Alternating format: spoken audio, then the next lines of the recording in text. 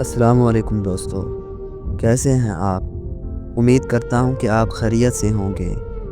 اگر آپ کی بھی کوئی کہانی ہے تو مجھے واٹس ایپ پر سینڈ کریں اور میرے یوٹیوب چینل کو بھی سبسکرائب کریں اور بیل کے آئیکن کو آل پر سیٹ کریں تاکہ جب بھی میں کوئی نئی کہانی اپلوڈ کروں تو آپ کو اس کا نوٹیفیکیشن سب سے پہلے ملے۔ تو آئیے شروع کرتے ہیں آج کی کہانی۔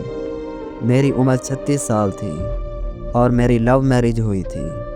ہم دونوں کلاس فیلو تھے اور ایک دوسرے کو 6 سال سے جانتے تھے۔ ہم دونوں بہترین دوست تھے۔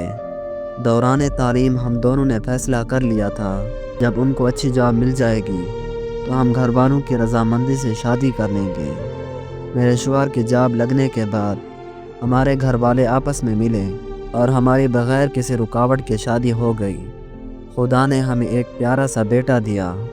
مجھے کالج کے زمانے سے ہی اندازہ تھا کہ میرے شوہر مزاج کے بہت تیز ہیں، لیکن مجھے ساتھ رہنے پر اندازہ ہوا کہ جب بھی انہیں غصہ آتا ہے تو ہمارا جھگڑا ہوتا ہے۔ مجھے ہمیشہ یہ فیل ہوتا تھا کہ وہ مجھے کنٹرول کرنے کی کوشش کرتے ہیں۔ جب کبھی ہمارا جھگڑا زیادہ ہوتا تو میں اپنے بچے کو لے کر میکے چلی جاتی تھی۔ میرے میکے والے مجھے سہارا دیتے تھے، مجھے تسلیاں دیتے تھے۔ میری بہنیں فون پر میرے شوہر کو بے نقد سناتی تھی۔ بہرحال لڑائی جھگڑے کے بعد صلح صفائی ہو جاتی اور میں گھر واپس آ جاتی، لیکن یہ بات ہم دونوں ہی جانتے تھے کہ ہم دونوں ایک دوسرے سے بے حد محبت کرتے ہیں اور میں اپنے شوہر کو کبھی نہیں چھوڑنا چاہتی تھی، لیکن ہر جھگڑے کے دوران انہیں یہ ضرور کہتی تھی کہ اگر مجھے چھوڑنا ہے تو ابھی چھوڑ دیں۔ مجھے علم ہے کہ میں یہ سب صرف اپنی انا کو بلند رکھنے کے لیے کہتی تھی۔ ایک بار ہمارا جھگڑا اتنا بڑھا کہ انہوں نے پہلی بار مجھ پر ہاتھ اٹھایا اور مجھے گھر سے نکال دیا۔ میں سیدھا اپنے میکے چلی گئی۔ میرے گھر والے مجھے لے کر سیدھا پولیس اسٹیشن چلے گئے۔ میرے شوہر کو پولیس والوں نے پکڑ لیا۔ میرے سسرال والوں نے مجھے کیس واپس لینے کو کہا۔ میرے شوہر نے مجھ سے خوب معافی مانگی اور مجھے کہا کہ آئندہ کے بعد یہ سب کچھ نہیں ہوگا۔ میرے دل میں رحم آیا اور میں نے کیس واپس لے لیا اور واپس اپنے گھر چلی گئی۔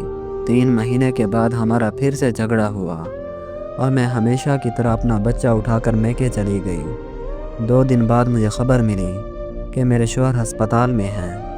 میرے گھر والوں نے مجھے مشورہ دیا کہ مجھے انہیں دیکھنے جانے کی ضرورت نہیں، بلکہ میری بہنوں کا کہنا تھا کہ یہ سب کچھ ڈرامہ ہے تمہیں ایموشنلی بلیک میل کرنے کے لیے۔ وہ 1 ہفتہ ہسپتال میں رہے۔ نہ میں ان کو ملنے گئی اور نہ ہی میں نے ان کو کال کی۔ کچھ دنوں کے بعد مجھے طلاق کا سامان ملا۔ مجھے طلاق نہیں چاہیے تھی کیونکہ میں اپنے شوہر سے بے حد محبت کرتی تھی۔ میں اپنا گھر خراب نہیں کرنا چاہتی تھی، لیکن میری انا آڑے آ رہی تھی۔ مجھے لگا کہ طلاق کا منع کر کے میں نیچے ہو جاؤں گی۔ میں نے انہیں کال کی کہ آپ جب چاہیں مجھے طلاق دے دیں۔ میں نے اپنے شوہر کو بہت کھری کھری سنائی کہ پتہ نہیں کون سا وہ منحوس دن تھا کہ میں تم سے شادی کر کے اس جہنم میں گئی۔ جب سے میں تم سے شادی کر کے اس گھر میں آئی ہوں میری زندگی عذاب بن گئی ہے۔ پتہ نہیں وہ کون سی منحوس گھڑی تھی کہ جب میں نے تمہارا ہاتھ تھاما۔ اس وقت میں بہت غصے میں تھی۔ میرے منہ میں جو آیا وہ میں نے اپنے شوہر کو بول دیا۔ میں نے اپنے شوہر کو کہا میں بھی اس جہنم میں نہیں رہنا چاہتی۔ کورٹ میں ہمارا کیس بہت آسانی سے نمٹ گیا۔ میرے شوہر نے میری ساری ڈیمانڈز، بچے کی کسٹڈی اور خرچہ دینا قبول کر لیا۔ ان کا کہنا تھا کہ وہ میری ساری باتیں ماننے کے لیے تیار ہیں، مجھے صرف طلاق چاہیے۔ اس طرح میری طلاق ہو گئی۔ میرے شوہر نے کچھ عرصے کے بعد دوسری شادی کر لی۔ ان کے بچے بھی ہو گئے، لیکن میرے بچے سے ملنے وہ اکثر آیا کرتے تھے۔ اس کی ہر ضرورت کا خیال رکھتے تھے۔ بچے کا خرچہ مجھے پابندی سے ملا کرتا تھا، بلکہ میرا گزارا بھی انہی پیسوں سے ہوتا تھا۔ آج میں اپنے بچے کے ساتھ میکے میں رہتی ہوں۔ میرے سارے بہن بھائی اپنی اپنی زندگی میں بہت خوش ہیں۔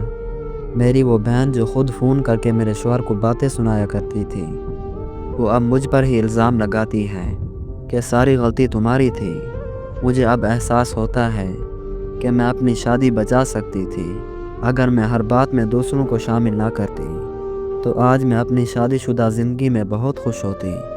کبھی کبھی ہمارے اپنے ہی ہمیں ڈبا دیتے ہیں۔ میں یہ نہیں کہتی کہ غلطی میری نہیں تھی، لیکن ہمارے جھگڑے اتنے بڑے نہیں تھے جن کی وجہ سے طلاق لی جاتی۔